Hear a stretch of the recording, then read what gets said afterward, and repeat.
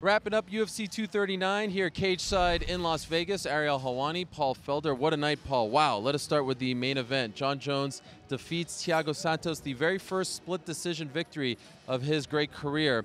He won via two judges' scorecards, 3-2, 48-47, but one gave it to Thiago Santos. Yeah. How did you score the fight? I thought Jon had won it. He had more of the pressure. He was controlling the fight, in my opinion. Santos had some really powerful strikes, but just the presence of those two men in the cage, it looked like Jones was the winner. Even though when he walked out afterwards, he could barely walk, but in there, he kept it together really well, landed some clean shots. I wish he would have went for more takedowns. I think he possibly could have got a finish if he had taken this fight to the ground, especially with how Santos's knee was holding up, but he didn't. He wanted to show that he could stand with this knockout artist, outpoint him, control him, and I think it was a great victory, even though it was a split decision, which I don't think it necessarily should have been.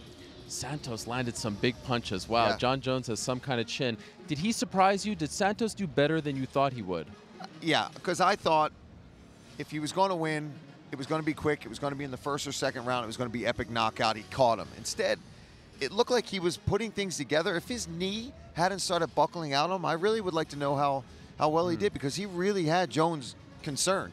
He was kicking that calf, he was hurting him, and he was just barely missing with some huge punches. Imagine if he had that full knee behind him and had no, balance problems. It could have been a different story tonight. So the general consensus seemed to be that if Luke Rockhold would have won tonight against Jan Blachowicz, he would have been next for Jon Jones. Unfortunately for him, he got knocked out. And now you have this slew of youngsters at 205 who have looked very good as of late, but I don't know if any is really ready for Jon Jones. Do you see anyone in that pack that could give him a tough fight? Yeah, I don't know. Jon gets in there every time and just keeps taking contender out. I mean, Jan Blachowicz looked good tonight. Dominic Reyes is out there. Corey Anderson, Johnny Walker, a lot of these guys. But Rockage, but I think they need more time. I think they need to marinate a little bit. So I don't know where Jon Jones goes from here. Hopefully it's not somebody that goes in there way before they're supposed to be in there. But, there is a man, Daniel Cormier, out there. So maybe a change in weight class is due if Daniel Cormier obviously can go in and do what he did the first time against Stipe. Yeah, I was just going to say, something tells me if DC wins on August 17th, we'll be talking about him versus Jon, number 3. So we'll wait and see what happens there. Now let's talk about the co-main event. Wow, Amanda Nunes. I think if anyone had any doubt that she is the greatest female fighter of all time, you cannot have that doubt anymore. She knocks out Holly Holm. She gives Holly Holm her first knockout loss in mixed martial arts. And I thought, and correct me if you feel otherwise, I was watching it with Chael, we both thought Holly was doing well early on, but then got caught. What went wrong? Well, I think it just speaks to how good Amanda Nunes is. She figured it out. Nunes was getting touched. Holly was angling and doing her job. She was throwing up kicks. She looked really good, but Nunes figured her out. She figured that distance out. Every time she got hit, she just gave her a little smile, moved forward, plotted, and she just doesn't give you any space. No matter how good your movement is there, Nunes will find you, and man, that head kick was just money right upside the head, and took her out just like Holly normally takes people out. So it was kind of fitting. Yeah, I thought it was interesting. She said that to Joe Rogan, that she wanted to beat her at her own game. Well, she did. She certainly did. Now, let's talk about what could be next for Amanda Nunes, because she has a lot of options. She's a champion at 135. She's a champion at 145. In exactly a week, Jermaine Durandamy is fighting Aspen Ladd in the main event of the UFC's return to Sacramento. #1 contender could emerge there. July 27th, you have Chris Cyborg, who's about to become a free agent, going up against Felicia Spencer. Of those 4, is there someone that you think could actually give her some kind of test? I think if Cyborg wins, that's a fight that should be made. I think that's a fight that she felt her power. She knows what to do. She's a very smart fighter. She's very good. I think she could change some things and go in with a much smarter game plan.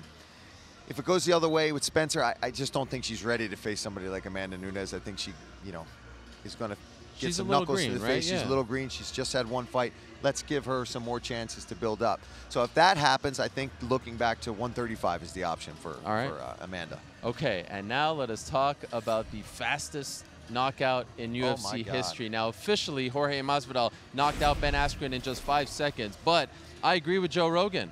Had Jason Herzog, the referee, stepped in just a little sooner, and no knock on him, he just probably didn't expect he was to go too down far like away. That. It could have been 2 or 3 seconds. What did Ben Askren do wrong there? Because it seemed like he might have telegraphed it, but again, who could have expected this? Well, I think there's some things that Ben can go and work on. I think he's so dominant as a wrestler, and his grappling is so strong, and he's done that for so long and just crushed people with it, that he's gotten a little lazy in the other departments of things. I know he worked with Duke, but he's never sparred with us at Rufus Sport. I've never trained with him. A lot of the strikers never trained with him. He handpicks a lot of guys, and it's been working for him. So I can't blame him for that. But I think now, after this, he's faced some much higher competition in Masvidal, and you get knocked out like that, I think he's got to go back if he wants to continue and be like, all right, I need to start immersing myself back more into MMA, striking. And it doesn't mean he's got to go out and strike with people. He's just got to get more comfortable, because he went right out and just shot. Right. I mean, he didn't throw one punch, not one feint. Masvidal was sprinting across the cage. What do you think he's going to do? Sprint and throw a left hook? No, if anybody's sprinting across the octagon at you,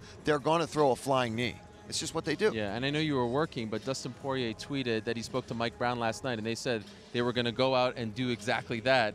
He did it, landed it. That clearly was the game plan. By the way, I just want to ask, as a follow-up, does Askren not spar at all? No.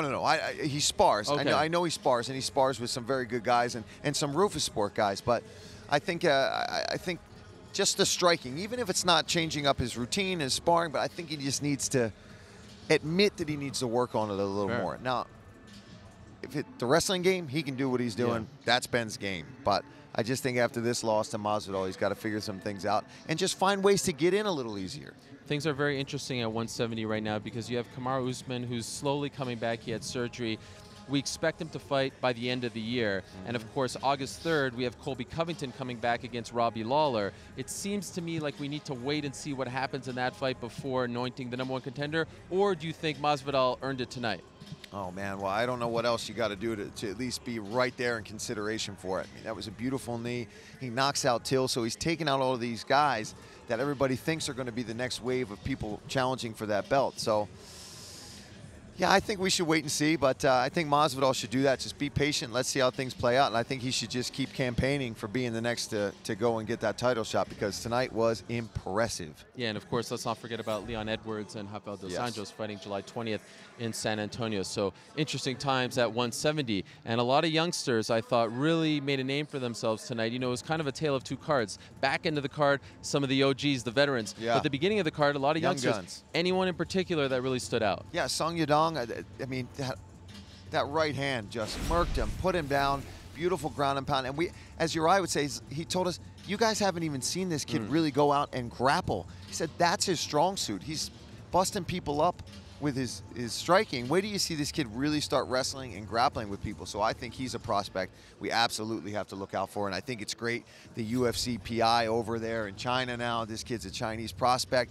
I just think that's going to be great for the future of Chinese MMA and the UFC going over to China more and having that new PI. Yeah, Uriah Faber very high on Song. Also of note, Edmund Shabazian, who is a product of Coach Edmund Tarverdian over at Glendale Fighting Club, looked very good tonight against Jack Marshman. And how about Michael Chiesa, who a year ago lost to Anthony Pettis, told us he would never fight again at 155, fought with a broken foot, and now is 2-0 since moving up to 170. I thought he looked very good against Diego Sanchez. Big takeaway tonight, International Fight Week, always a fun time. Always big performances historically, one of the biggest nights of the year for the UFC. What's your big takeaway tonight? I just think this pay-per-view really lived up to the hype. I mean, a lot of times at International Fight Week, we've had a lot of things go wrong. There was earthquakes going on around here. It seemed like something was going to go wrong. Something was not going to end up happening tonight, and it didn't. I mean, from the beginning of the card all the way up, from young prospects to dominant champions like Jon Jones. Tonight just really delivered, in my opinion. It was fun to watch. Some crazy knockouts. Jan Blachowicz really stepped up, I think, in the 205 division. They told him, come fight Luke Rockhold. He could have said no to that. That guy's not in his division. He didn't have to take that dangerous fight against somebody like Luke, who hasn't even fought at 205. He did it, and man, what a knockout. Really impressed by him. I just can't stop thinking about Jon Jones's chin. The punches that he took from Thiago Santos, unbelievable. And anyone who was booing during that fight, I just don't know what you want in a fight. That was absolutely riveting. It was great theater. I loved every second of it. And how about you? You're back. I know. Last time we spoke in Chicago, you were antsy. You were waiting for someone to step up. Well, it's Edson Barboza again. How do you feel about this matchup? I love this matchup. I have nothing but absolute respect for Edson. We were training partners after we fought the first time, so we know each other really well. But there's other guys in the division that I will not fight. Anthony Pettis, I really don't want to fight ever. Donald Cowboy Cerrone, he was kind of one of the guys that really got my career started. He's like a brother and a friend to me. even though we don't train together as much anymore. And Anthony Pettis is a very current teammate of mine. If he ever goes back down to 55, I don't want to fight him.